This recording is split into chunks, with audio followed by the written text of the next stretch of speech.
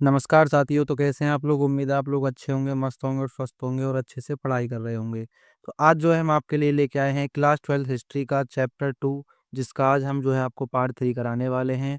और इसमें जो है हम आज गुप्त साम्राज्य के बारे में, मौर्य साम्राज्य के पतन के बारे में, अशोक के बारे में, मेगास्थनीज के बारे में, चंद्रगुप्त मौर्य के बारे में और आपकी प्रशस्ति के बारे में और कौटिल्य की अर्थशास्त्र के बारे में आज इसमें जो है हम जानने वाले हैं। तो आइए बिना देरी के वीडियो को स्टार्ट करते हैं। तो सबसे पहले आता है दैविक राजा। तो इसमें जो सबसे पहला पॉइंट है आपका दैविक राजा। तो दैविक राजा कौन थे? तो वो जो है आज इसमें हम समझने वाले हैं और आपके मौर्य साम्राज्य के बारे में, उसके पतन के बारे में। तो कुछ इतिहासकारों का मानना है कि कुषाण शासक अपने आप को देवतुल्य प्रस्तुत करना चाहते थे और कई कुषाण शासकों ने अपने नाम के आगे देवपुत्र की उपाधि भी लगाई थी।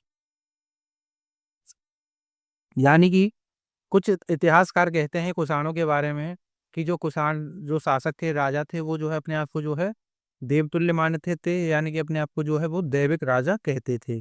और कई कुषाण शासकों ने जो है अपने आग जो अपने नाम था उनके आगे उसके जो है देवपुत्र की उपाधि भी लगाई थी। आगे आता है कुषाण शासक जिन्होंने लगभग प्रथम शताब्दी ईसा पूर्व से प्रथम शताब्दी ईस्वी तक मध्य एशिया से लेकर पश्चिमोत्तर भारत पर शासन किया था। यानी कि जो कुषाण शासक थे उन्होंने जो है लगभग पहली शताब्दी से लेकर यानी कि पहली शताब्दी ईसा पूर्व से लेकर पहली शताब्दी ईस्वी तक जो है मध्य एशिया और पश्चिमोत्तर भारत पर जो है उन्होंने राज किया था। और कुषाण इतिहास की रचना अभिलेख और साहित्य परंपरा के माध्यम से की गई है। जिस तरह के राजा धर्म को कुषाण शासकों ने प्रस्तुत करने की इच्छा की है, उसकी सर्वोत्तम प्रमाण उनके सिक्कों और मूर्तियों से प्राप्त होता है। यानी कि जो कुषाण राजा थे, उनके जो इतिहास की रचना है, जो अभिलेखों और साहित्य परंपराओं के माध्यम से जो है की गई है। और जो उनका जो राजधर्म हुआ करता तो वो है जो है कुषाणों ने जो है अपनी सर्वोत्तम जो उनकी सिक्कों की कला थी और मूर्तियों की कला थी उसमें जो है उसमें प्रस्तुत किया गया है। और माट के यानी कि मथुरा के निकट एक जो क्षेत्र पड़ता है जिसका नाम है माट के देव स्थान पर कुषाण शासकों की विशाल काय मूर्तियां भी पाई गई हैं। यानी कि जो आपका एक मथुरा क्षेत्र है उसमें जो है ये माठ पड़ता है, तो उसी में जो है कुषाण शासकों की जो है विशाल काय मूर्तियां पाई गई हैं। और आगे है कुषाण शासकों ने अपने नाम के आगे देवपुत्र की उपाधि लगाई थी। संभवतः कुषाण शासक चीनी शासकों से प्रेरित थे जो स्वयं को स्वर्गपुत्र कहते थे। यानी कि जो कुषाण शासक थे उन्होंने जो है अपने नाम के आगे जो है देवपुत्र की उपाधि लगा दी थी। और वो जो है जो चीन के शासक हुआ करते थे पहले उनसे जो है वो प्रेरित थे, क्योंकि जो चीन के पहले शासक थे वो जो है अपने आप को जो है स्वर्गपुत्र कहते थे। अब आगे आता है गुप्त साम्राज्य, यानी कि जो कि 320 ईस्वी से लेकर 550 ईस्वी तक चला। यानी कि गुप्त साम्राज्य की स्थापना किसने की और इसे क्या कहा जाता है, तो ये सभी जो है हम इसमें पढ़ने वाले हैं। तो गुप्त साम्राज्य जिसे भारतीय इतिहास का स्वर्ण युग भी कहा जाता है, लगभग 320 ईस्वी से 550 ईस्वी तक भारत के एक महत्वपूर्ण हिस्से पर शासन करने वाला एक राजवंश था। इस साम्राज्य की स्थापना श्रीगुप्त ने की थी और चंद्रगुप्त मौर्य ने इसे मजबूत किया, जिन्होंने लिच्छवी राजकुमारी कुमार देवी से विवाह किया था। तो ये जो है चंद्रगुप्त प्रथम है। आपको इसमें बिल्कुल भी कंफ्यूज नहीं होना है, क्योंकि चंद्रगुप्त मौर्य जो है वो आया था 321 ईसा पूर्व में और ये आए थे 320 ईस्वी में। तो चंद्रगुप्त प्रथम अलग है, चंद्रगुप्त मौर्य अलग है।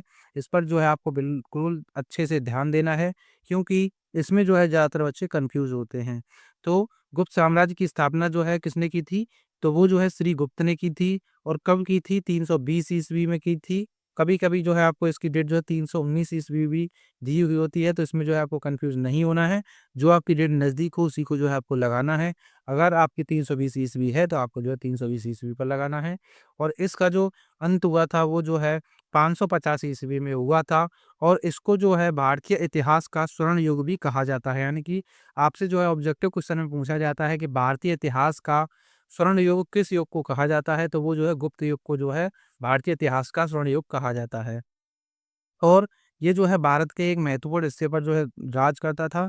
और इसकी स्थापना किसने की थी? वो जो है श्रीगुप्त ने की थी।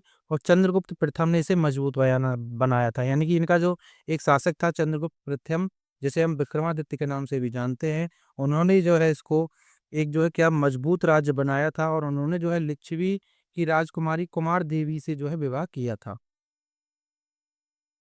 अब आगे आता है गुप्त साम्राज्य का विस्तार और इसकी स्थापना, यानी कि इसका जो विस्तार था वो कितना था। तो गुप्त साम्राज्य की स्थापना श्री गुप्त ने की थी, ये जो है हम अभी आपको बता चुके हैं। लेकिन चंद्रगुप्त प्रथम ने इसे मजबूत किया और गुप्त वंश के पहले सम्राट बने। यानी कि गुप्त वंश के जो पहले सम्राट बने थे वो जो है चंद्रगुप्त प्रथम बने थे, लेकिन इसकी स्थापना जो है वो की थी श्री गुप्त ने। आगे आता है इसका विस्तार कैसा था। तो गुप्त साम्राज्य ने उत्तर भारत के अधिकांश हिस्सों पर शासन किया और इसका विस्तार हिमालय से नर्मदा नदी और ब्रह्मपुत्र नदी से यमुना नदी तक फैला हुआ था। यानी कि जो गुप्त साम्राज्य था, इसका अब इन्होंने जो है भारत में जो है काफ़ी हिस्सों पर जो है इन्होंने क्या किया, शासन किया। और इसका जो विस्तार जो है हिमालय से लेकर नर्मदा नदी तक और ब्रह्मपुत्र नदी से लेकर यमुना नदी तक इसका जो है विस्तार जो है फैला हुआ था।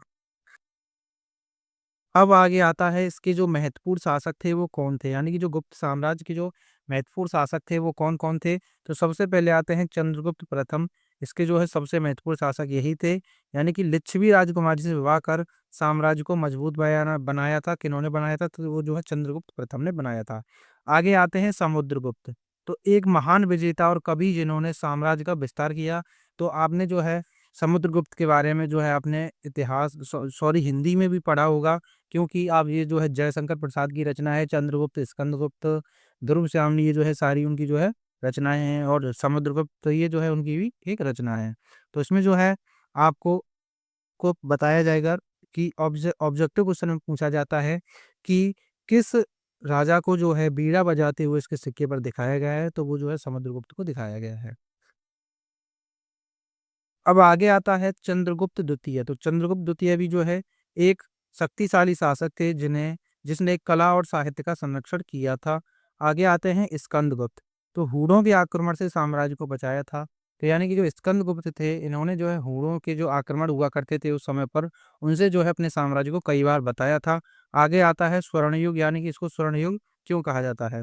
तो गुप्त काल को भारतीय इतिहास का स्वर्ण युग का माना जाता है, क्योंकि इस दौरान कला, साहित्य, विज्ञान और प्रौद्योगिकी में उल्लेखनीय प्रगति हुई थी। यानी कि जब गुप्त साम्राज्य चल रहा था तो उसी समय जो है कला में, साहित्य में, विज्ञान में और प्रौद्योगिकी में भी जो है उल्लेखनीय, यानी कि जो है एक बेहतरीन खोज हुई थी या प्रगति हुई थी। अब आगे आता है प्रशासनिक व्यवस्था, यानी कि इसकी प्रशासनिक व्यवस्था कैसी थी। तो गुप्त साम्राज्य को विभिन्न प्रशासनिक क्षेत्रों में विभाजित किया गया था, जैसे कि राज्य, राष्ट्र, देश और मंडल। यानी कि जो मंडला नहीं बल्कि मंडल है, तो इसको जो है कई जो है उनमें क्या किया गया था, विभाजित किया गया था क्षेत्रों में, जैसे कि राज्य में, राष्ट्र में, देश में और मंडल में। आगे आता है इनकी सांस्कृतिक उपलब्धियां कौन सी थी। सबसे पहले आता है कला और वास्तुकला। तो गुप्त काल में अनेक सुंदर मंदिर, मूर्तियाँ और चित्र बनाए गए थे। तो ये जो है इनकी कला और वास्तुकलाओं में आती हैं। आगे आता है साहित्य। तो इसमें जो है साहित्य में क्या-क्या हुआ? तो इस काल में अनेक महान कवि और लेखक हुए, जैसे कि कालिदास, बरहमहीर और आर्यभट्ट। आर्यभट्ट को आप जानते हैं जिन्होंने जो है शून्य की खोज की थी। तो ये भी जो है भारत के ही थे और इन्होंने जो है शून्य की खोज की थी और इसी काल में हुई थी। आगे आता है विज्ञान और गणित। तो आर्यभट्ट ने शून्य और दशमलव प्रणाली की खोज की और बराहमीर ने ज्योतिष और गणित में महत्वपूर्ण योगदान दिया था। तो ये जो है सभी महत्वपूर्ण है, ये आपसे ऑब्जेक्टिव क्वेश्चन में पूछे जाते हैं कि आर्यभट्ट ने जो है किसकी खोज की थी, या फिर आपसे ऐसे पूछा जाएगा कि शून्य की खोज किसने की थी, तो वो जो है आर्यभट्ट ने की थी। दशमलव प्रणाली की खोज किसने की, तो वो भी जो है आर्यभट्ट ने की थी। अब आगे आता है पतन। तो इसका पतन कैसे हुआ? तो गुप्त साम्राज्य का पतन 6वीं शताब्दी ईस्वी में हुआ, जब हुड़ों और अन्य बाहरी शक्ति ने आक्रमण किया था। तो गुप्त साम्राज्य का जो है पतन कैसे शुरू हुआ कि हुड़ों का जो है इन पर बार-बार आक्रमण होता रहा, जिस प्रकार जो है इनकी जो है शक्तियाँ कमज़ोर पड़ गईं और ये जो है परास्त हो गए। और उसी समय जो है यानी कि 6वीं शताब्दी में जो है मौर्य साम्राज्य का पतन हो सॉरी गुप्त साम्राज्य का पतन हो गया। आगे आता है अभिलेख और साहित्यिक स्रोत, यानी कि इनके बारे में जानने के लिए क्या-क्या होता है। तो गुप्त काल के इतिहास को जानने के लिए अभिलेख, सिक्के और साहित्यिक रचनाएँ महत्वपूर्ण स्रोत हैं, जिनमें से कालिदास की रचनाएँ हैं। तो ये जो है काफ़ी ज़्यादा महत्वपूर्ण हैं। अब आता है प्रयाग प्रशस्ति का अंश, यानी कि प्रयाग प्रशस्ति क्या थी? तो प्रयाग प्रशस्ति के जो लेखक थे वो थे हरिसेन, जो कि समुद्रगुप्त थे, उनके दरबारी कवि हुआ करते थे। तो ये जो है अभी हम इसमें पढ़ने वाले हैं। तो प्रयाग प्रशस्ति शिलालेख गुप्त काल के सबसे महत्वपूर्ण स्तंभों में से एक है। समुद्रगुप्त के दरबारी कवि हरिसेन ने इसे उत्कीर्ण किया था। प्रयाग प्रशस्ति शिलालेख समुद्रगुप्त द्वारा विजित राज्यों की एक व्यापक सूची प्रदान करता है, जो उसकी व्यापक सैन्य उपलब्धियों और शक्ति के सुदृढ़ीकरण को प्रदर्शित करता है। इसको इलाहाबाद स्तंभ अभिलेख भी कहा जाता है। यानी कि जो प्रयाग प्रशस्ति है, इसको जो है समुद्रगुप्त के जो एक दरबारी कवि थे हरिसेन, उन्होंने जो है इसको लिखा था, और इसी को जो है हम जो है इलाहाबाद स्तंभ के नाम से भी जानते हैं। और ये जो है गुप्त काल की एक सबसे महत्वपूर्ण रचना भी मानी जाती है, स्तंभ भी माना जाता है। और इसमें जो है समुद्रगुप्त ने जो अपनी विजय प्राप्त की थी, उनके बारे में जो है अच्छे से विवरण दिया गया है। अब आगे आता है मेगास्थनीज। तो मेगास्थनीज कौन था? तो मेगास्थनीज ने प्राचीन भारत के समाज, नगरों और भूगोल का विस्तृत वर्णन किया था। वे एक यूनानी इतिहासकार, राजनयिक और खोजकर्ता थे। उन्होंने अपनी किताब इंडिका में भारत का वर्णन किया था। यह किताब अब खो गई है, लेकिन बाद के लेखकों के उदाहरणों के से इसकी सामग्री यानी कि जो है आकी गई है, और जो यानी कि औसत रूप से मिलती है।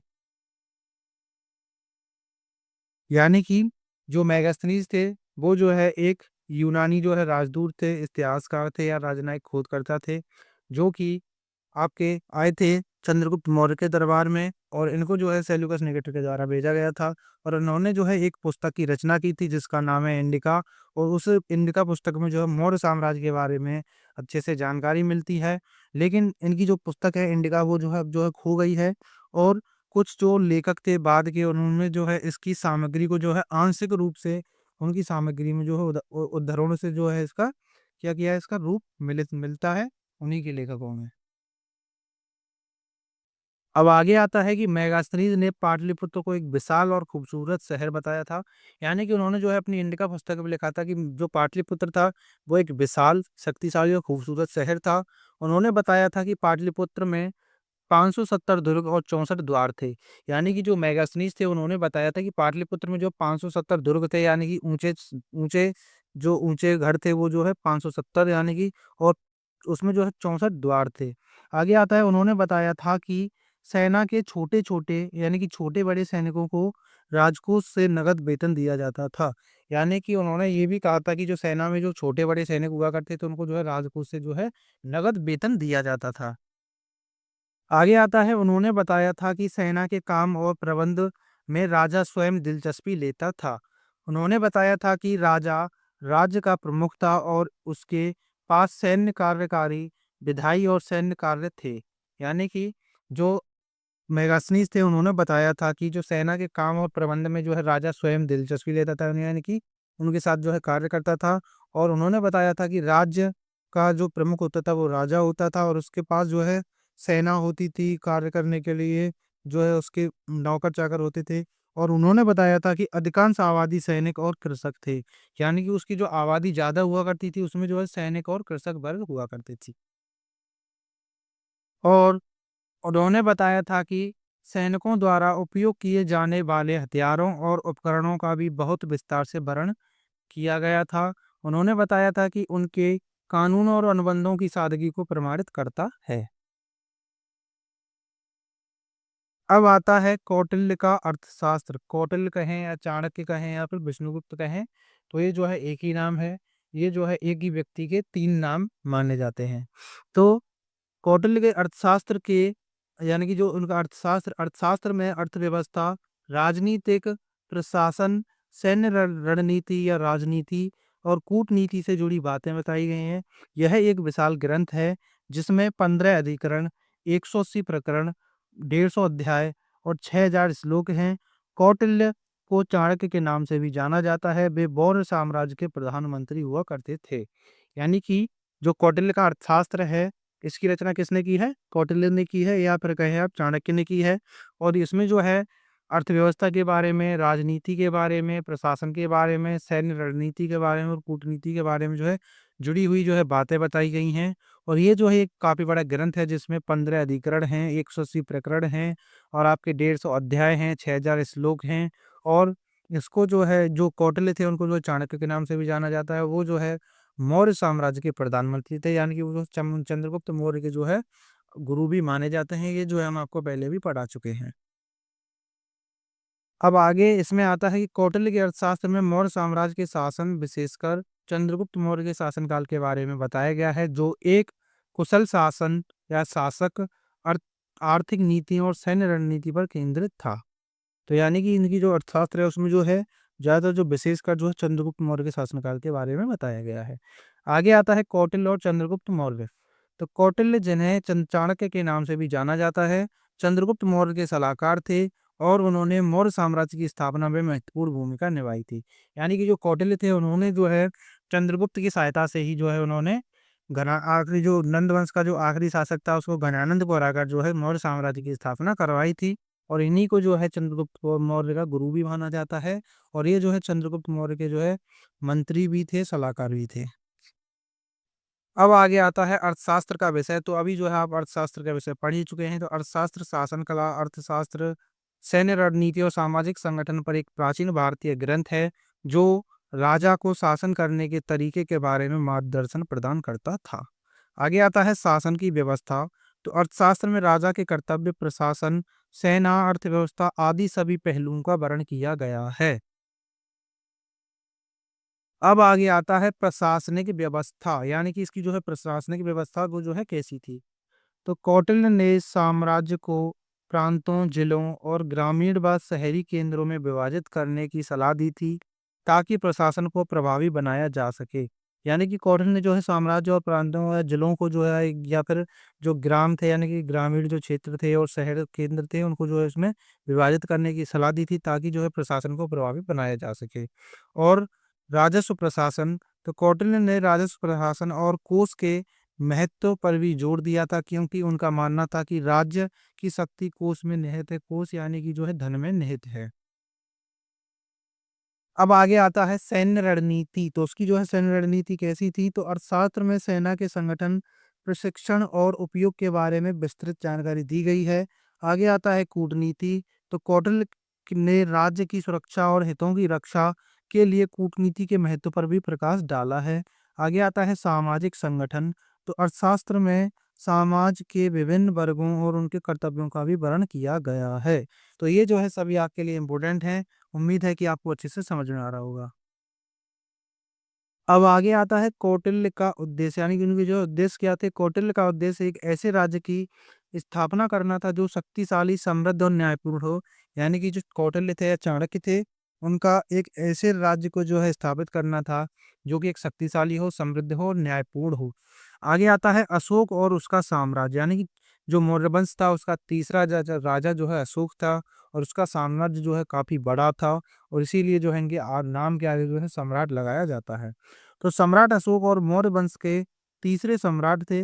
उन्हें चक्रवर्ती सम्राट अशोक भी कहा जाता है। अशोक को उनके कुशल प्रशासन और बौद्ध धर्म के प्रचार के लिए भी जाना जाता है।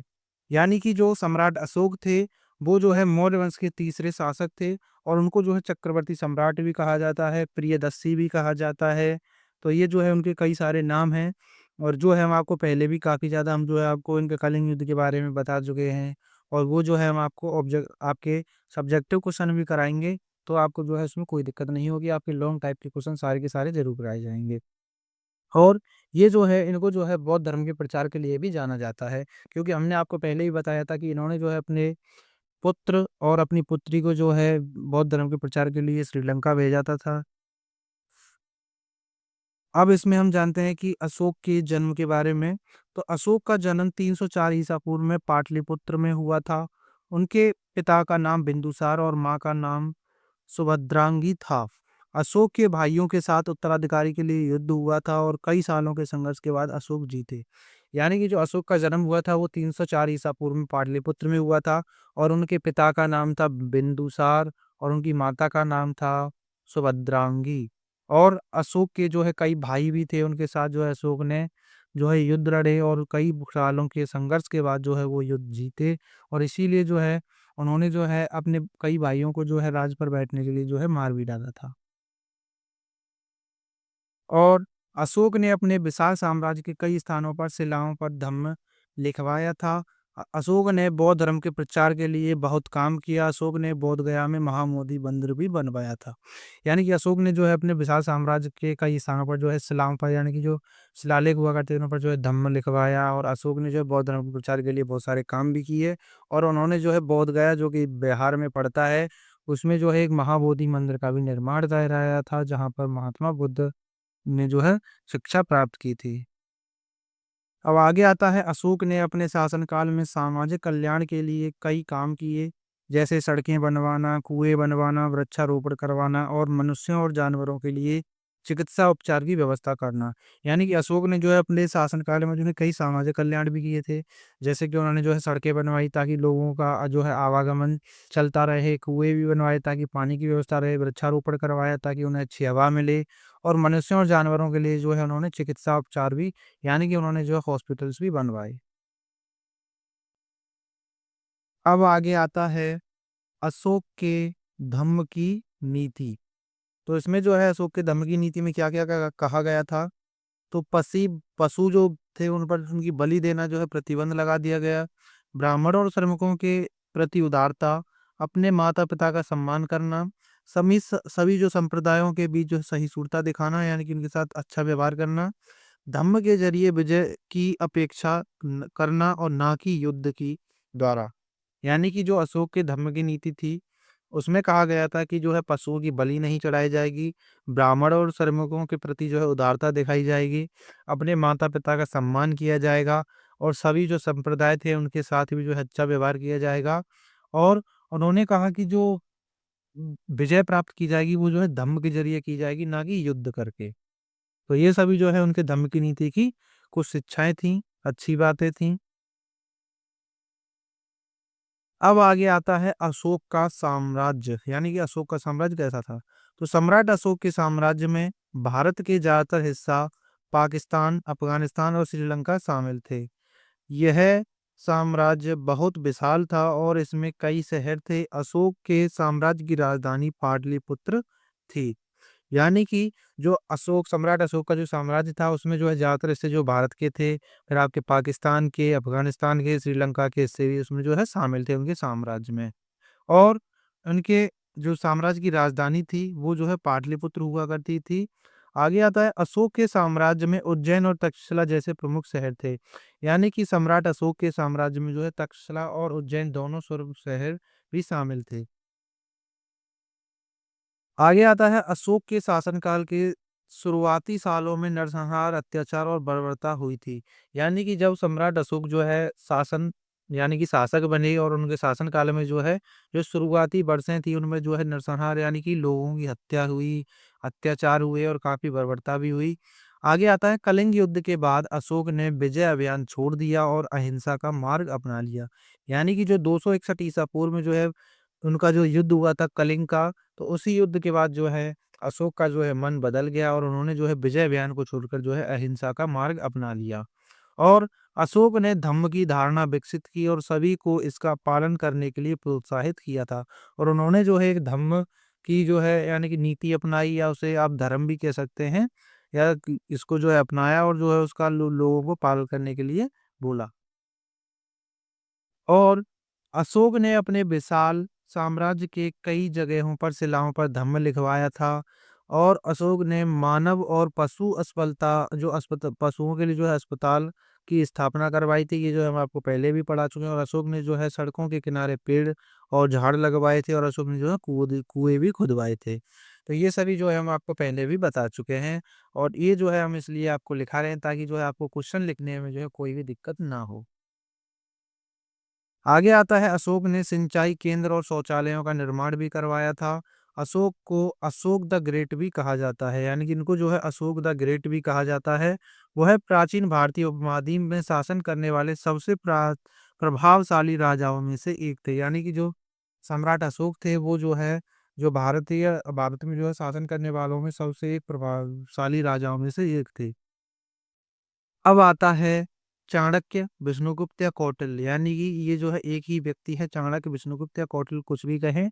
आपको जो है आपकी बुक में कोई भी नाम दिया जा सकता है, आपके एग्जाम में भी जो है इन तीनों में से कोई भी नाम दिया जा सकता है। तो ये कौन थे? तो चाणक्य एक महान विद्वान, शिक्षक और चंद्रगुप्त मौर्य के प्रधानमंत्री थे। उन्हें कौटिल्य और विष्णुगुप्त के नाम से भी जाना जाता है। चाणक्य ने अर्थशास्त्र, चाणक्य नीति और सूक्तियों का संग्रह लिखा था। यानी कि जो चाणक्य थे ये जो एक महान विद्वान थे, शिक्षक भी थे और चंद्रगुप्त मौर्य के गुरु भी थे और प्रधानमंत्री भी थे। और उनके इनको जो है कौटिल्य और विष्णुगुप्त के नाम से भी जाना जाता है। और इन्होंने जो है अर्थशास्त्र नामक ग्रंथ की भी रचना की थी, जो कि हम आपको पहले पढ़ा चुके हैं। आगे आता है, चाणक्य एक ब्राह्मण परिवार में पैदा हुए थे और उन्होंने तक्षशिला में शिक्षा ली थी। यानी कि जो चाणक्य थे वो जो है एक ब्राह्मण परिवार में पैदा हुए और उन्होंने जो शिक्षा ली थी वो तक्षशिला में ली थी। आगे आता है, उन्होंने नंद वंश को खत्म करके चंद्रगुप्त मौर्य को राजा बनाया। यानी कि जो चाणक्य थे उन्होंने जो है नंद वंश को जो है चंद्रगुप्त मौर्य के द्वारा जो है खत्म करवाया और चंद्रगुप्त मौर्य को जो है राजा बनाया था। आगे आता है, चाणक्य ने चंद्रगुप्त और उनके बेटे बिंदुसार दोनों के लिए सलाहकार के तौर पर काम किया था। यानी कि जो चाणक्य थे उन्होंने जो है चंद्रगुप्त मौर्य और उनका बेटा था बिंदुसार, उन दोनों के लिए जो है सलाहकार के तौर पर काम किया या मंत्री के तौर पर काम किया। आगे आता है, चाणक्य को भारतीय शास्त्रीय राजनीतिक अर्थव्यवस्था का अग्रणी माना जाता है। यानी कि इन्होंने जो है अर्थशास्त्र जो पुस्तक है उसकी रचना की थी, इसीलिए जो है इन्हें भारतीय शास्त्रीय राजनीतिक अर्थव्यवस्था का जो है अग्रणी माना जाता है। अब आगे आता है, चाणक्य ने कल्याणकारी राज्य के लिए कई कार्य किए, जैसे बांध, तालाब, सिंचाई के साधन, खानों का विकास, बंजर भूमि की जुताई, पशुपालन, वन्य विकास आदि। ये सभी जो है चाणक्य ने जो है कल्याणकारी शासन करवाए थे। आगे आता है, चाणक्य ने अनाथों, निर्धनों और अपंगों की सहायता भी करवाई थी चंद्रगुप्त मौर्य से। अपंग कौन थे? तो जो कि जिनके हाथ टूटे हुए हों, पैर टूटे हुए हैं या किसी भी प्रकार से, यानी कि जो दिव्यांग होता है। आगे आता है या अपाहिज होता है। आगे आता है, चाणक्य ने स्त्री सम्मान की भी रक्षा की थी। यानी कि जो चाणक्य थे उन्होंने जो है स्त्री सम्मान की भी जो है रक्षा की थी। तो आपसे आपकी जो ये पूछा जाता है कि चाणक्य ने किस पुस्तक की रचना की, तो वो जो अर्थशास्त्र की थी। और आप जानते हैं कि आधुनिक जो अर्थशास्त्र है, आज के टाइम का जो अर्थशास्त्र है उसमें जो है एडम स्मिथ को जो है आधुनिक अर्थशास्त्र का जनक माना जाता है। लेकिन हिस्ट्री में आपसे जो है चाणक्य के बारे में पूछा जाता है। जब आप अर्थशास्त्र पढ़ते हैं तो उसमें जो है एडम स्मिथ के बारे में पूछा जाता है, आपके जेम कीन्स के बारे में पूछा जाता है, जॉन मार्शल के बारे में पूछा जाता है और अल्फ्रेड मार्शल के बारे में पूछा जाता है। यानी कि वो जो है अलग अर्थशास्त्र है, वो भी हम आपको पढ़ाएंगे और इसके साथ साथ ही वो भी जो है आपकी चलती रहेगी। अब आगे आता है, मौर्य साम्राज्य का पतन। यानी कि जो मौर्य मौर्य साम्राज्य था उसका पतन कैसे हुआ। तो मौर्य साम्राज्य जो लगभग 222 ईसा पूर्व से या 221 ईसा पूर्व से लेकर 185 ईसा पूर्व तक चला। इसका पतन कई कारणों से हुआ, जिनमें कमजोर उत्तराधिकारियों का शासन, आर्थिक संकट, आंतरिक विद्रोह और बाहरी आक्रमण प्रमुख थे। जिसके बाद अंतिम मौर्य सम्राट बृहद्रथ की हत्या करके उसके सेनापति पुष्यमित्र शुंग ने जो है उसकी हत्या कर दी और जिससे शुंग वंश की स्थापना हुई। यानी कि जो मौर्य साम्राज्य था वो जो है 322 ईसा पूर्व से कहें आप 321 ईसा पूर्व से, तो इसकी जो है शुरुआत हुई थी और 185 ईसा पूर्व में जो है इसका पतन हुआ। और इसके जो है कई कारण माने जाते हैं, जैसे कि अशोक के बाद जो है मौर्य साम्राज्य में जितने भी इसके शासक आए थे वो सभी के सभी कमजोर उत्तराधिकारी थे और उन पर जो है आर्थिक संकट बढ़ा और आंतरिक विद्रोह भी हुए। यानी कि उनके अंदर ही जो उनका साम्राज्य था उसी में जो है उनका विद्रोह होना शुरू हुआ और बाहरी जो आक्रमण होते थे उनके कारण भी जो है मौर्य साम्राज्य का अंत हुआ। और बाद में जो है उनका जो एक सेनापति था जिसका नाम था पुष्यमित्र शुंग, उसी ने जो है उनके जो मौर्य साम्राज्य का अंतिम शासक था बृहद्रथ, उसकी हत्या कर दी और उसने जो है यानी कि पुष्यमित्र शुंग ने जो है शुंग वंश की स्थापना की। और आपसे एक नंबर में ये पूछा जाता है कि शुंग वंश की स्थापना किसने की थी, तो पुष्यमित्र शुंग ने की थी। और आपसे ये भी पूछा जाता है कि 185 ईसा पूर्व में क्या हुआ, तो वो जो है शुंग वंश की स्थापना हुई थी, या फिर आप ये कह सकते हैं कि मौर्य साम्राज्य का पतन हुआ था।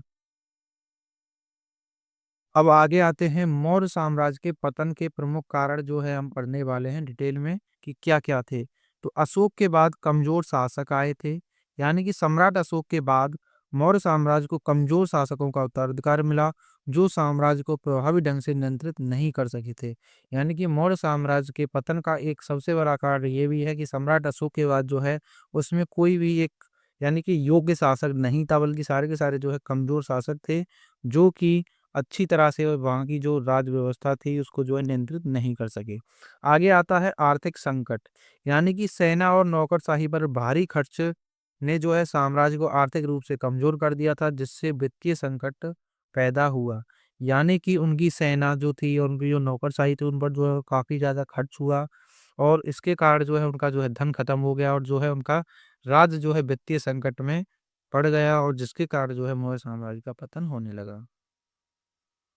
अब आगे आता है आंतरिक विद्रोह, यानी कि आंतरिक विद्रोह भी वह कैसे हो, तो प्रांतीय शासकों के दमनकारी शासन और भ्रष्टाचार के कारण जो है साम्राज्य के भीतर विद्रोह हुए, जिससे साम्राज्य की शक्ति कम हुई। यानी कि जो मौर्य साम्राज्य में जो बाद के जो शासक आए थे वो जो है अपनी जनता पर ही जो है अत्याचार करने लगे या उनके साथ भ्रष्टाचार करने लगे, जिसके कारण जो है अंदर ही अंदर जो है वहां पर जो है क्या हुआ, विद्रोह हुए, जिसके कारण जो है मौर्य साम्राज्य की शक्ति कम हुई या उसका जो है पतन होने शुरू हो गया। आगे आता है साम्राज्य का विभाजन, यानी कि मौर्य साम्राज्य का विभाजन जो है होने लगा, तो साम्राज्य का दो भागों में विभाजन और कुछ क्षेत्रों की बढ़ती स्वतंत्रता ने भी मौर्य साम्राज्य को कमजोर कर दिया था।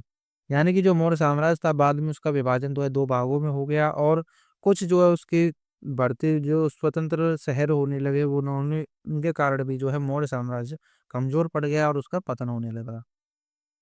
अब आगे आता है बाहरी आक्रमण, तो इसमें जो है ग्रीको बैक्ट्रियन साम्राज्य द्वारा आक्रमण ने भी मौर्य साम्राज्य को कमजोर कर दिया था।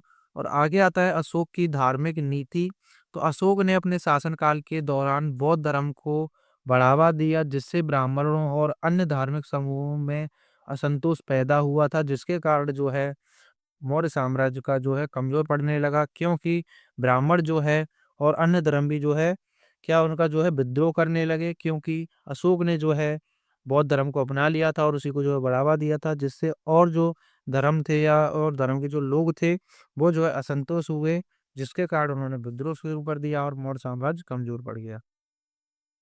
आगे आता है अशोक के बाद के उत्तराधिकारियों की अयोग्यता, यानी कि जो सम्राट अशोक के बाद जो उनके शासक आए थे मौर्य साम्राज्य के, वो जो है उत्तराधिकारी आए थे वो जो है कैसे थे, कमजोर थे।